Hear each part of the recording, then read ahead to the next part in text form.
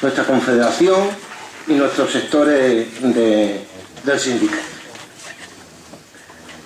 Nos acompaña en esta asamblea toda la dirección de UGT y al frente de la misma el compañero secretario general Pepe Álvarez.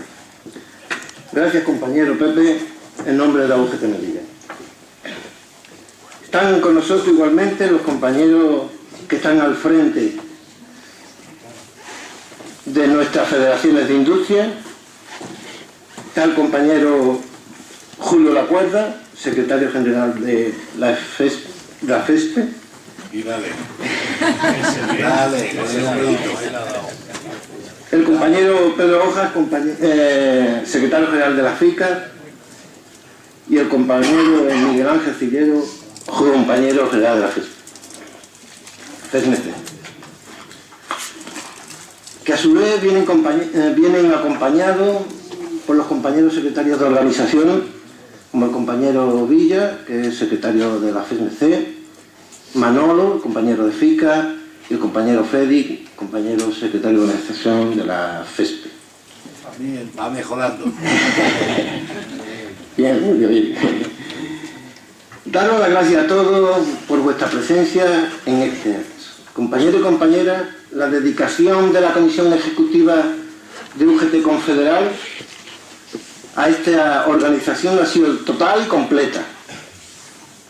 Deciros que en todo momento han sido receptivos de todas las peticiones que le hemos hecho, que han trabajado a nivel interno y a nivel externo para que las peticiones que hacíamos y que las reivindicaciones que hiciésemos se sintieran allá en el gobierno de nuestro país. Todo ello al frente estaba el compañero secretario general Pepe Álvarez. En definitiva, compañero y compañera, este acto que vamos a celebrar, esta asamblea, viene a refrendarnos la viveza que tiene nuestra organización y el compromiso que tiene a nivel de los responsables federales y confederales con esta Unión de Melilla. Yo quisiera también darle las gracias a los compañeros de la Comisión Ejecutiva, como son a la compañera Cristina, compañero Rafa, compañero Salvador, Diego, Ana, Anabel, Mari Carmen, en fin, a todos y a cada uno de los compañeros que componen la Comisión Ejecutiva Confederal. De la misma forma, a los compañeros que han venido de las comisiones ejecutivas de nuestras federaciones de industrias y que hoy también nos van a acompañar a la Asamblea por si su intervención cualquiera de los compañeros quisiera que lo hiciese. Y a los delegados y cuadros de este sindicato que hoy estamos aquí. Y yo me voy a dirigir muy poco porque son los compañeros que han venido los que tienen que dar la asamblea. Yo le voy a decir dos cosas nada más. Veréis, este sindicato tiene que crecer y tiene que crecer con la afiliación. Y si son jóvenes los afiliados que hacemos, mejor. De los jóvenes depende el seguir siendo los que representemos a los trabajadores de esta ciudad. La UGT, desde el periodo de la transición, la UGT en Melilla siempre ha sido el referente, siempre ha sido el sindicato que ha resuelto los problemas de los trabajadores. Pero para ello, compañeros y compañeras, necesitamos afiliación, representación y juventud. Tenemos que buscar personas jóvenes, jóvenes que empiecen a trabajar por este sindicato para aquellos que ya tenemos cierta edad, podamos ir pensando en que es el momento de dejar paso a los que vienen empujando. Y por mi parte nada más, decir de nuevo que muchas gracias a todos por vuestra presencia, a los compañeros que han venido y darle la palabra, como no, a nuestro secretario general Pepe Álvarez. Muchas gracias, compañeros.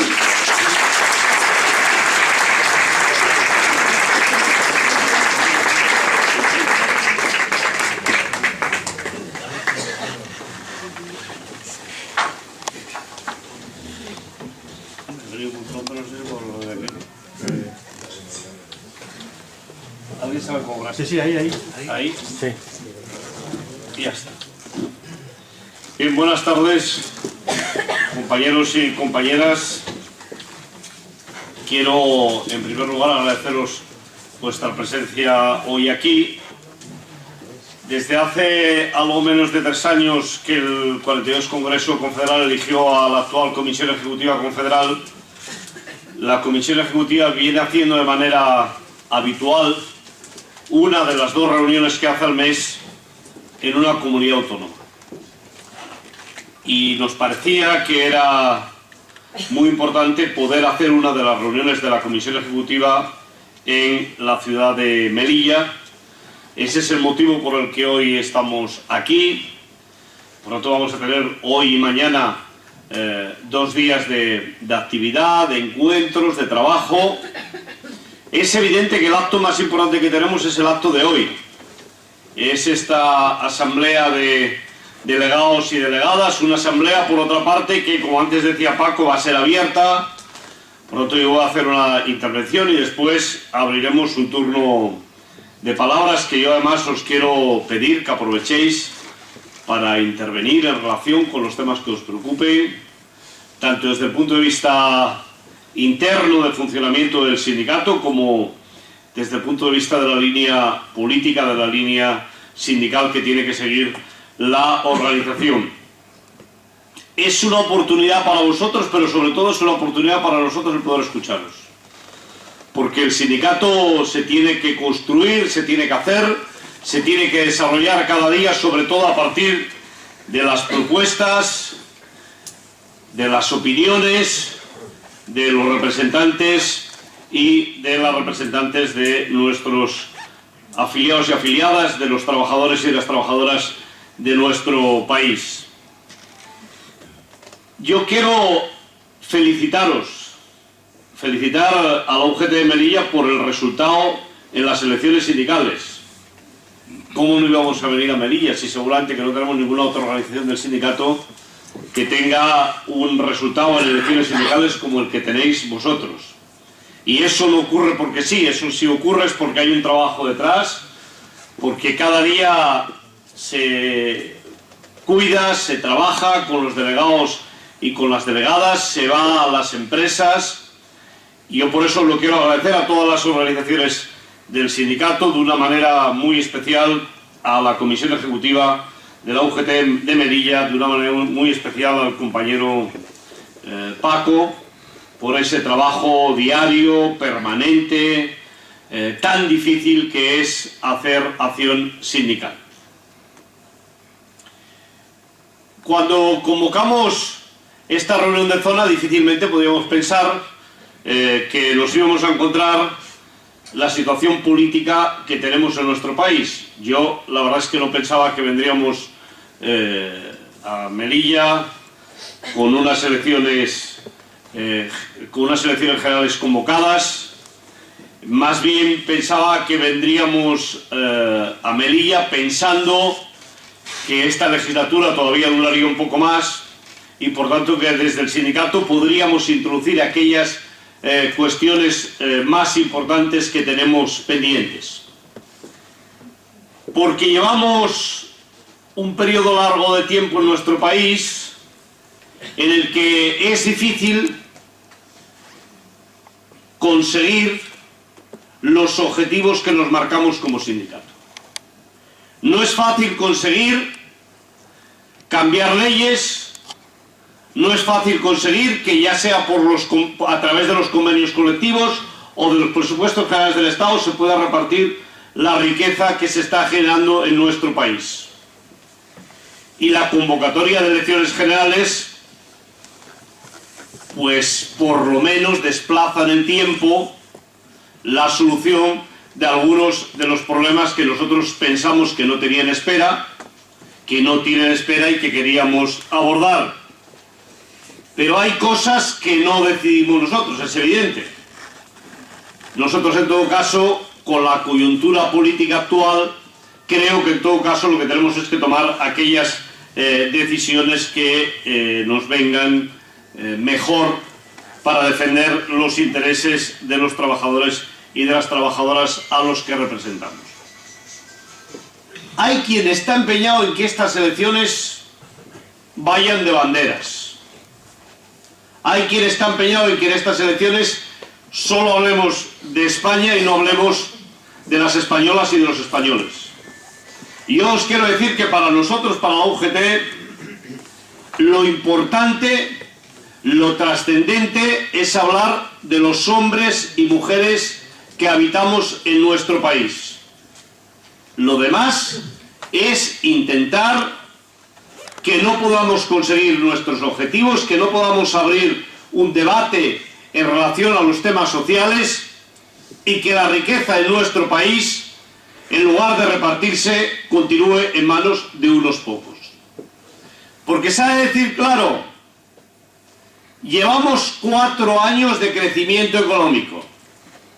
¿Han crecido los salarios? No. En absoluto relación con el crecimiento económico que tiene nuestro país. ¿Han crecido los servicios a los ciudadanos y las ciudadanas? No. Hoy, en nuestro país, si tienes dinero, tienes garantía de que tu hijo y tu hija pueden ir a la universidad. Si no lo tienes, tu hijo y tu hija, por muy buen currículum que tenga, no tiene garantizado que va a poder estudiar. Hoy, en nuestro país, la salud continúa siendo uno de los elementos de difícil acceso. Hoy en nuestro país, las personas que tienen dependencia continúan teniendo dificultades para poder acceder a los medios necesarios para poder vivir dignamente. Y esos, compañeros y compañeras, esos temas son los temas que nosotros creemos que se deben de abordar en esta campaña de elecciones generales. Estos son los temas que fundamentalmente preocupan a los trabajadores y a las trabajadoras. Yo decía esta mañana, cuando salía de la reunión con el presidente de Melilla, que desde nuestro punto de vista la unidad de España ni peligra, ni ha peligrado, ni va a peligrar. Lo que realmente peligra son los derechos de los trabajadores y de las trabajadoras de este país. Y por tanto, lo que pedimos, lo que queremos es que se hable de nuestros derechos. Lo que queremos es que se hable del reparto de la riqueza en nuestro país. Hace pocos días se tumbó un proyecto de ley de presupuestos generales del Estado que desde el sindicato habíamos visto con buenos ojos, porque eran unos presupuestos generales del Estado que marcaban un cambio en relación con lo que se había venido viviendo en nuestro país en los últimos años. Eran unos presupuestos generales del Estado que pivotaban sobre 2 patas. Una, subida de impuestos. En este país los más ricos tienen que pagar más. No es posible dar mejores servicios y más derechos a los ciudadanos y a las ciudadanas y a la vez decir que no se van a subir los impuestos o que se van a bajar los impuestos. Compañeros y compañeras, las cuentas no salen. Pero además, ¿por qué vamos a tener que bajar los impuestos en nuestro país si en el entorno en el que nos movemos de la Unión Europea todavía tenemos un diferencial de cerca de un 9% en presión fiscal en relación con la que tiene la media de los países más desarrollados de la Unión Europea? No es cierto. No hay por qué bajar los impuestos. Al contrario, lo que hay que hacer es acabar con el fraude fiscal. Lo que hay que hacer, compañeros y compañeras, es que los presupuestos generales del Estado, el sistema impositivo de nuestro país, sea un sistema que recaude más para poder dar más y mejores servicios. Eso se abortó en el proyecto de ley de presupuestos generales del Estado que se discutió la semana pasada o la anterior en el Congreso de los Diputados. Pero ese debate es un debate que queremos recuperar. La UGT no va a pedir el voto para ninguna fuerza política. Pero en todo caso, la UGT va a plantear, está planteando, yo mismo lo estoy planteando hoy en Melilla, que quiere hablar sobre los problemas de los trabajadores y de las trabajadoras, que quiere hablar sobre los derechos de los trabajadores y de las trabajadoras, y que los afiliados y las afiliadas del sindicato voten a quien quieran, pero en todo caso plenamente conscientes de que en este proceso de elecciones no nos estamos jugando la unidad de España, no nos estamos jugando ninguna bandera, lo que nos estamos jugando es nuestro futuro, el futuro de nuestras hijas y de nuestros hijos y nuestro propio futuro y bienestar. Compañeros y compañeras, estas elecciones vienen además en un momento en el que nosotros pensábamos que era el momento adecuado, que era el momento preciso para poder empezar a desmontar las reformas laborales del gobierno del Partido Popular.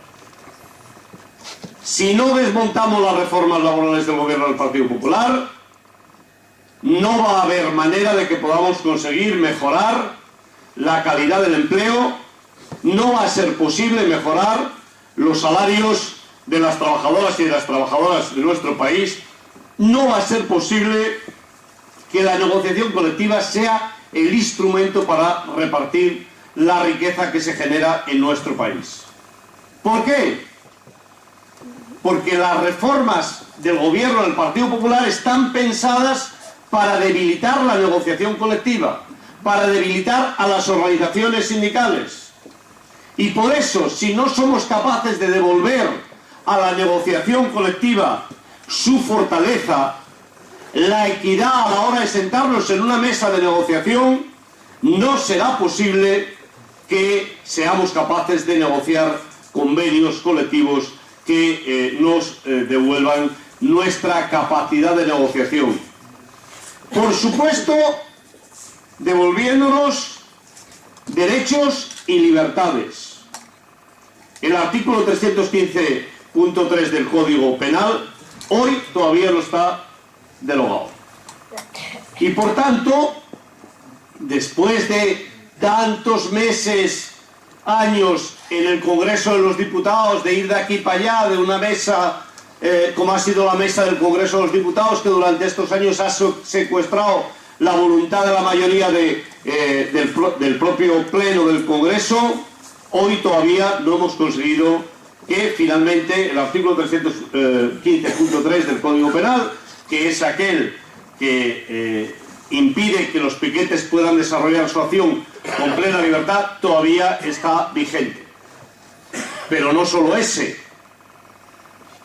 La ultraactividad tiene que recuperarse para los convenios colectivos. Nosotros no podemos ir a negociar los convenios colectivos con la espada de Damocles que al año siguiente, si no llegamos a un acuerdo, el convenio decae.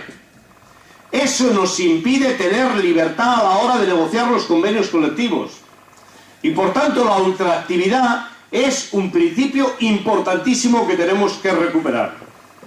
Si tenéis alguna duda, aquí tenemos a los compañeros de Endesa que pueden dar fe hasta qué punto Endesa está utilizando la ultraactividad con el único interés de quitarles derechos, salario a los trabajadores y a las trabajadoras de Endesa. Y me voy a parar un momento en Endesa, porque seguramente que es el ejemplo que nos viene mejor a todas y a todos para entender qué es lo que ocurre. ¿Alguno de los que estáis aquí pensáis que porque se haya quitado derechos a los trabajadores de Endesa nos van a bajar las tarifas eléctricas? En absoluto. ¿Qué es lo que va a ocurrir con esos recursos que se detraerán de los trabajadores y de las trabajadoras de Endesa? Muy sencillo, que irán a repartirse entre los accionistas, en este caso, que el Estado español de manera directa pasará al Estado italiano, que es el propietario de Endesa. Porque sí, compañeros y compañeras, en este país los ultraliberales nos han metido en la cabeza que no podíamos tener empresas públicas, porque era malo tener empresas públicas. ¿Os acordáis aquella frase de la presidenta de la Comunidad de Madrid, de la señora Esperanza Aguirre, que decía que Endesa antes alemana que catalana, pues ni catalana ni alemana, italiana. ¿Y sabéis qué ha querido decir que sea italiana? Pues que nos hayan sacado directamente de España más de 50.000 millones de euros desde que se vendió. Es lo que ha sacado el gobierno italiano.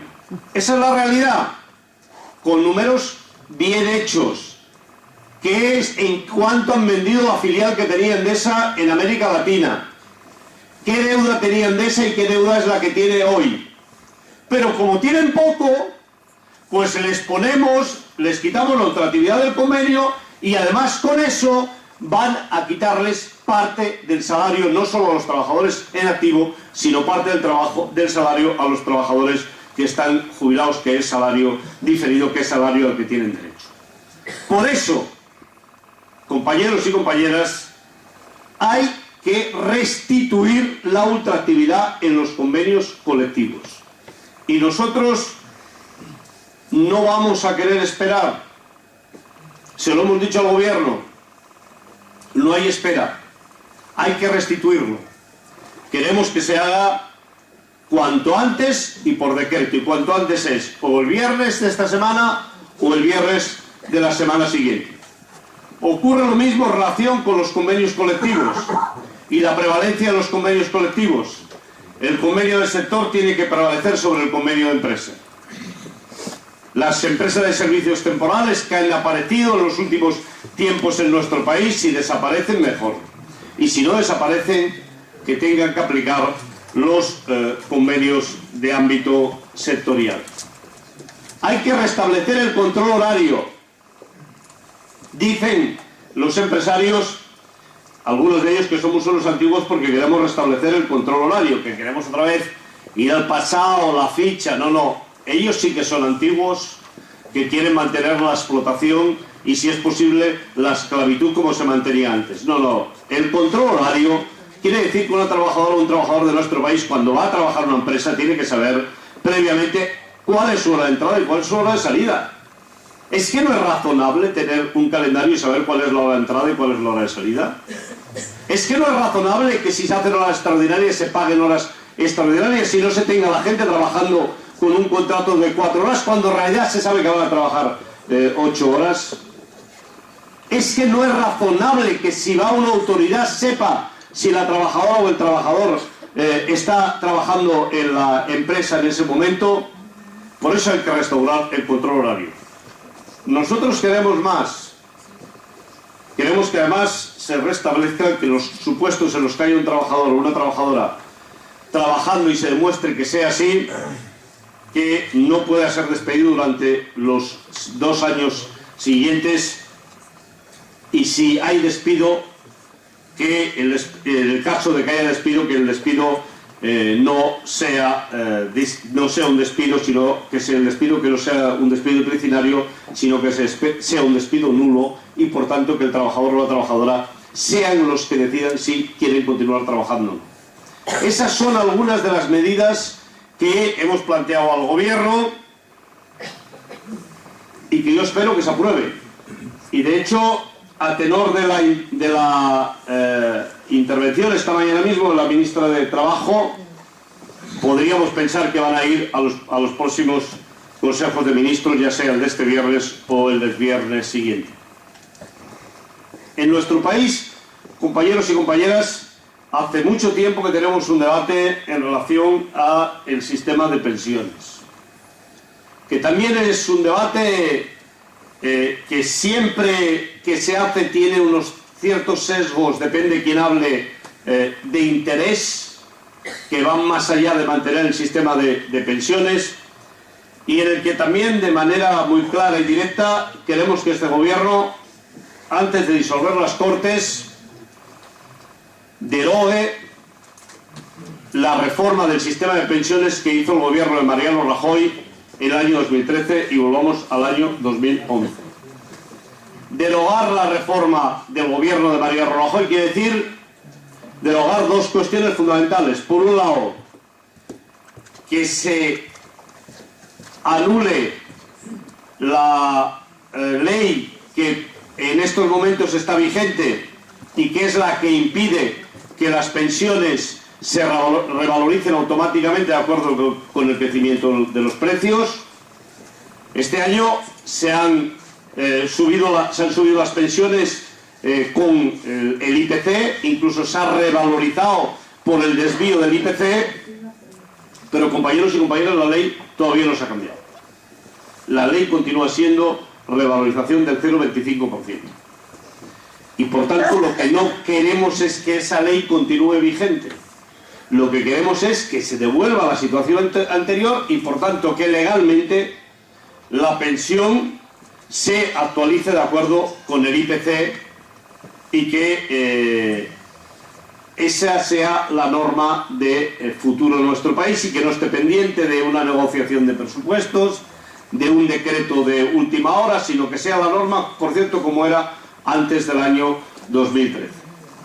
Y queremos que se derogue definitivamente el factor de sostenibilidad, que es otro elemento que, si no lo derogamos, en el 2023 entrará en vigor. Sabéis que había la previsión de que entrara en vigor el año 19, finalmente se ha pasado al año 23, pero continúa siendo una amenaza para los futuros pensionistas. Y conviene que seamos conscientes que el factor de sostenibilidad representa un recorte de las pensiones futuras que en el año 2050 será del 40% para los futuros pensionistas. Yo tengo la sensación que la mayoría de los futuros pensionistas no hemos recapacitado hasta qué punto el factor de sostenibilidad es un elemento extraordinariamente negativo de cara al futuro. Bien, yo espero que estas cuestiones se puedan visualizar, se puedan situar antes de que acabe la legislatura, y de la misma manera espero que se pueda hablar y situar aquellos otros elementos que hacen referencia a la reforma laboral que tienen que continuar siendo desmontados en los próximos años. Porque la UGT no va a tener suficiente con lo que os he dicho. Nosotros queremos que se revisen, o mejor dicho, que se sitúen las causas objetivas para los despidos colectivos. En estos momentos en nuestro país se puede despedir incluso por un hipotético problema de futuro. No, hay que volver a causas objetivas. Cuando una empresa plantea un expediente de rescisión de contratos, tiene que haber razones de carácter económico. Tiene que haber razones que justifiquen ese expediente. Y compañeros y compañeras, en estos momentos no lo hay. Pero no solo queremos que se restituyan las causas, sino que además queremos que sea el gobierno el que autorice previamente los despidos colectivos. Recuperar la autorización previa del gobierno. Una autorización que existía hasta la reforma del 12 del gobierno del Partido Popular, y que es la que nos va a permitir negociar con las empresas. Porque hoy las empresas no negocian, hoy las empresas deciden. Lo han hecho en Alcoa, lo han hecho en Cemex, lo han hecho en Vodafone, lo están haciendo todos y cada uno de los días en empresas en nuestro país. Algunos, como es el caso de Salgaderos, incluso se permiten despedir a una parte de la plantilla para poder despedir a una delegada sindical, que es lo que hicieron en Salgaderos con la compañera Rogel. Es decir, como no les salían los números para revocarla, despiden a los que ellos creen que la van a apoyar, después hacen la asamblea de revocación y después vuelven a contratar a una parte a los que quieren de los que habían despedido. Por eso yo os quiero decir, compañeros y compañeras, que nosotros no vamos a quedarnos aquí. Somos plenamente conscientes que hay que retocar y revisar las causas de todo lo que tiene que ver con los tipos de contrato que hay en nuestro país. esta situación que tenemos hoy de proliferación de los contratos a tiempo parcial, no porque las personas lo quieran, sino sencillamente porque es la única opción que hay. Se tiene que acabar un contrato a tiempo, un trabajo a tiempo completo, tiene que tener un contrato a tiempo completo. No puede tener un contrato a media jornada, no puede tener un contrato a 12 horas. Ese es uno de los elementos fundamentales que nosotros queremos que se aborden en todo este proceso, en todo este tiempo que va a haber de aquí a las próximas elecciones generales. Conviene que los trabajadores y las trabajadoras de este país no perdamos pista en relación con la actual situación política que se vive en nuestro país. Conviene que no pensemos que este es un tema que tiene poca importancia. Tiene una gran importancia y una gran trascendencia. Eso hay que discutirlo en los centros de trabajo. No solo puede quedar en los que estáis aquí, tenemos que trasladar el debate a los centros de trabajo. Si no somos capaces de conseguir que podamos consolidar un gobierno que restaure derechos, si no somos capaces de conseguir que tengamos en nuestro país un gobierno que tenga como ejes fundamentales a las personas, compañeros y compañeras, habremos fracasado. Hace mucho tiempo que en unas elecciones no nos jugábamos tanto como en estas próximas elecciones generales. Y a mí me gustaría que el conjunto del sindicato sea plenamente consciente. Repito, no vamos a pedir el voto para nadie. Pero a mí me gustaría que todos los partidos sean conscientes de la responsabilidad que hay en unos momentos como los que estamos viviendo. Nos jugamos que la riqueza se reparta o que continúe en manos de unos pocos. Nos jugamos que se nos restablezcan derechos que hemos perdido o que las reformas que se hagan de futuro vayan degradando más y más las relaciones laborales en nuestro país.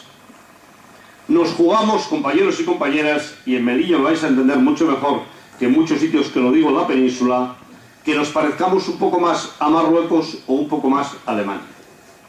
Porque ese es el fondo de la cuestión. Un país que no tiene derechos, un país que no tiene garantías desde el punto de vista del trabajo, un país que no reparte la riqueza, es un país que cada día va perdiendo más derechos en un camino que nos lleva irremediablemente a una situación en la que nuestro país, en lugar de parecerse, como venimos trabajando para que se parezca más al centro de Europa, cada día se parezca más al norte de África. Por eso creo, compañeros y compañeras, que merece la pena, pensando en nuestro futuro, que seamos conscientes de que después de estos años de degradación que hemos vivido después del año 2009 con la crisis económica, no perdamos la oportunidad de restablecer en las próximas elecciones derechos, no perdamos la oportunidad de restablecer reparto de la riqueza, no perdamos la posibilidad de restablecer también derechos ciudadanos, pensando que hay otras cuestiones que seguramente que a algunos les pueden preocupar más, incluso que a algunos les pueden motivar más, pero que son cuestiones que en todo caso no nos van a llevar a ningún sitio. Compañeros y compañeras, este 8 de marzo volvemos a tener una cita histórica con el feminismo en nuestro país. Este 8 de marzo es un 8 de marzo especialmente importante. Lo fue el 8 de marzo del año pasado. El 8 de marzo del año pasado, millones de hombres y de mujeres y de hombres salimos a la calle reclamando igualdad. Reclamando acabar con esta situación histórica que viven las mujeres de nuestro país, que viven las mujeres del planeta en general, de falta de igualdad, de falta de conseguir plenamente su equiparación en la sociedad.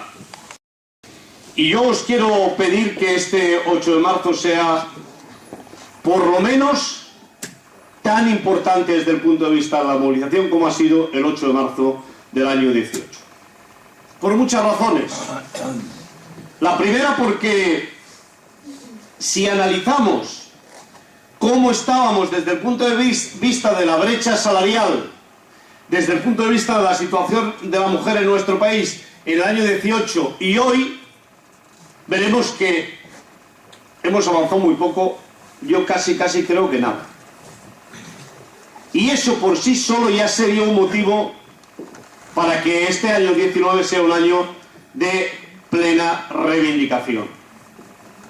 Pero además hemos de ser plenamente conscientes que durante los últimos meses de este año en nuestro país ha aparecido un nuevo machismo descarnado, que además no tiene vergüenza ninguna en explicarse, en situarse. Y creo que hay que hacer una gran mayoría de personas decentes, de gente que quiere vivir entre iguales, de gente que quiere compartir la vida en plena libertad, para pararles los pies y decirles que por ahí no.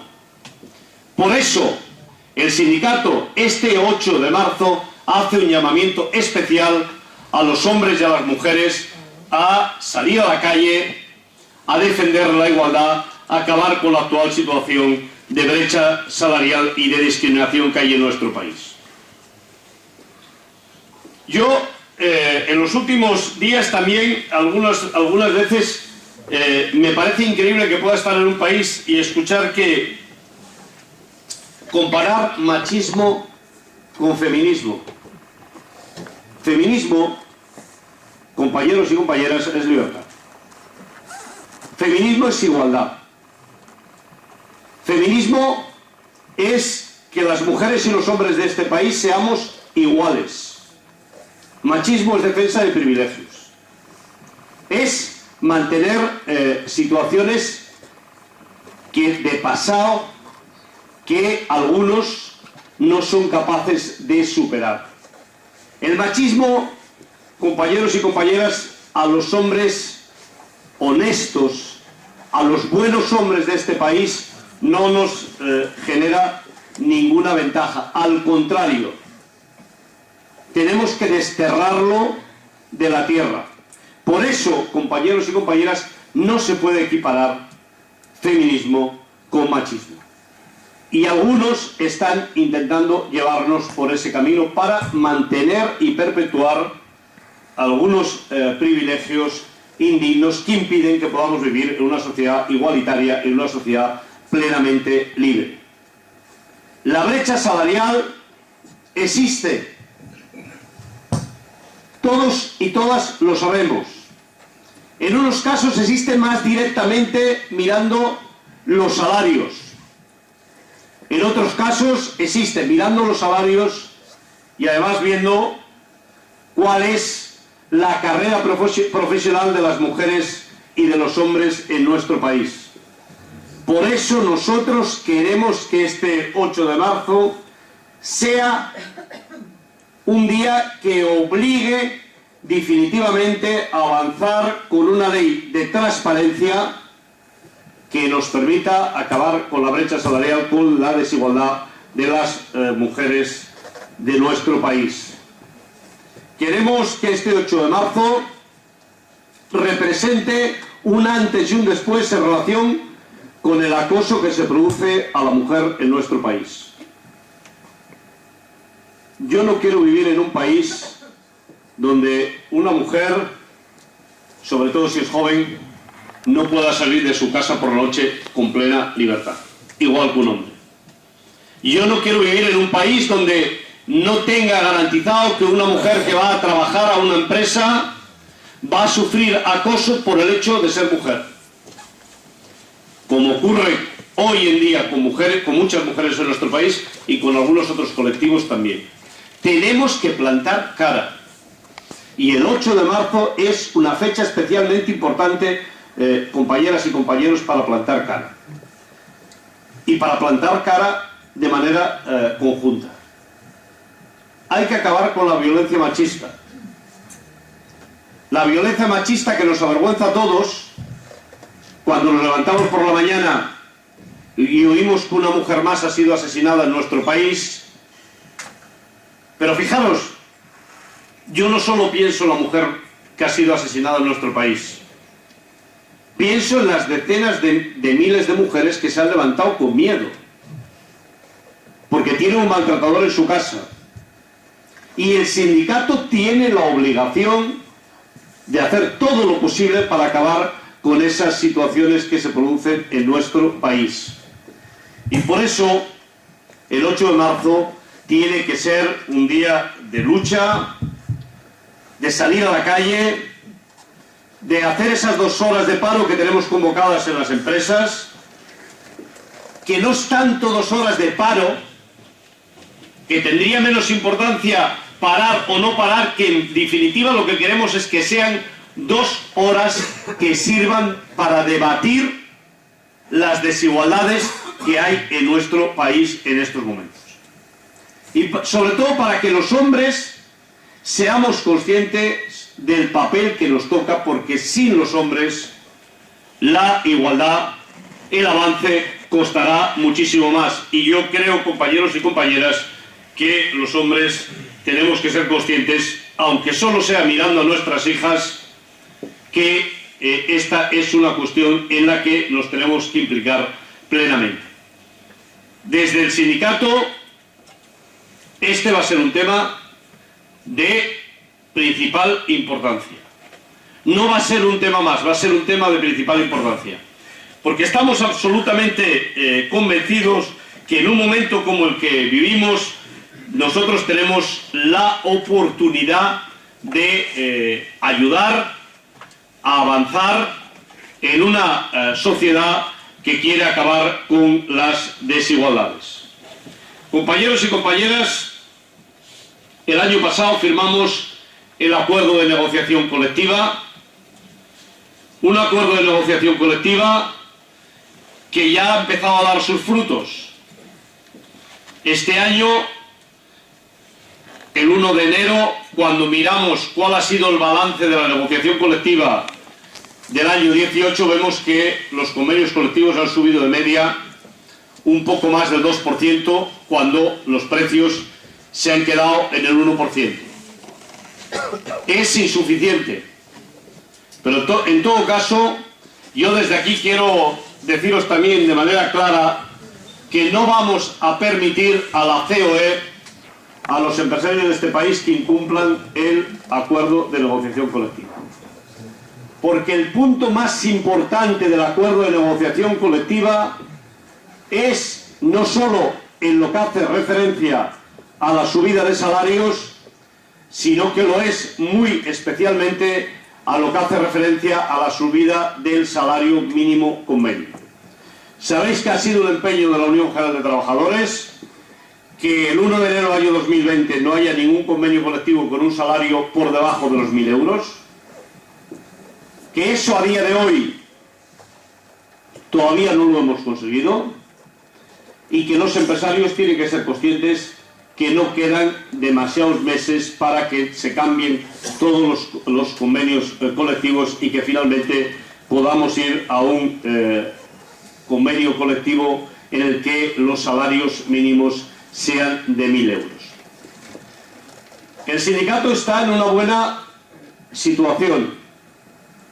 Las elecciones sindicales, por supuesto que van muy bien en Melilla, pero van bien en el conjunto del país. Estamos recuperando delegados y delegadas. Estamos recuperando presencia en las empresas.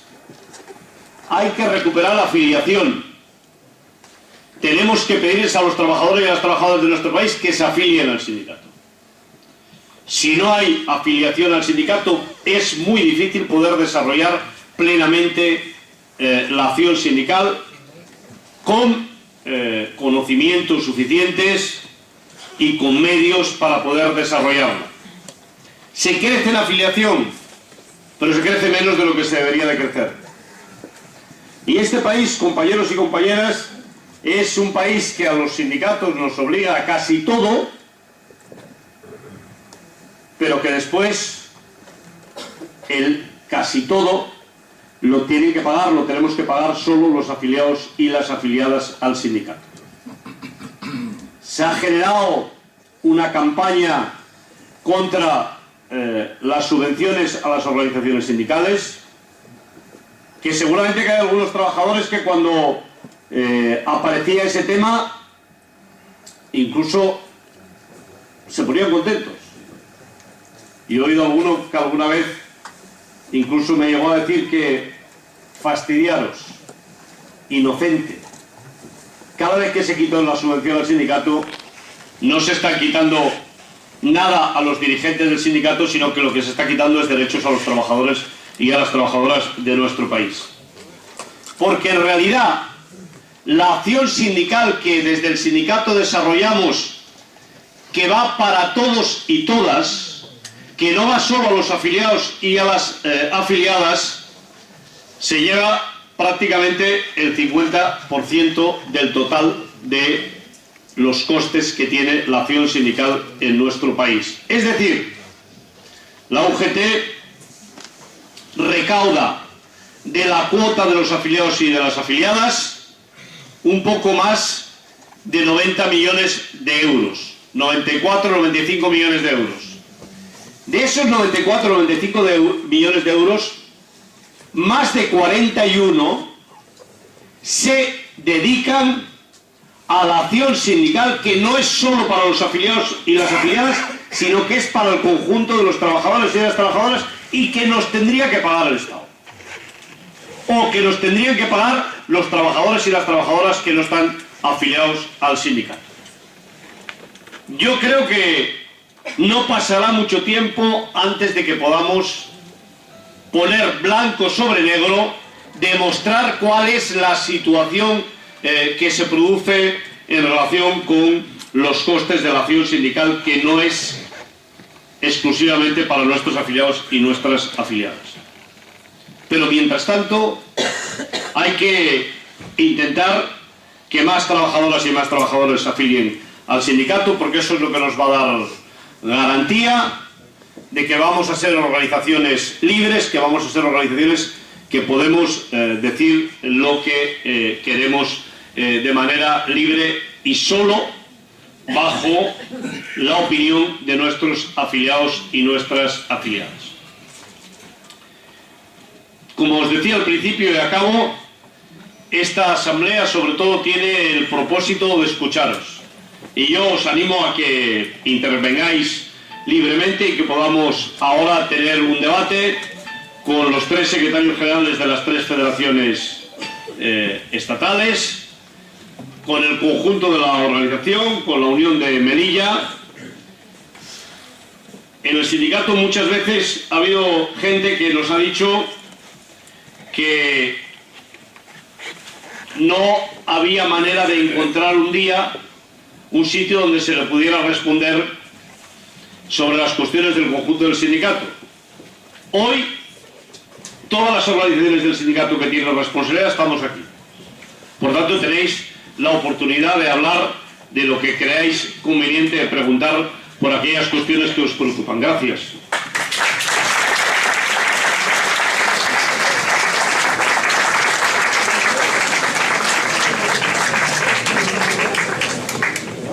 A la orden.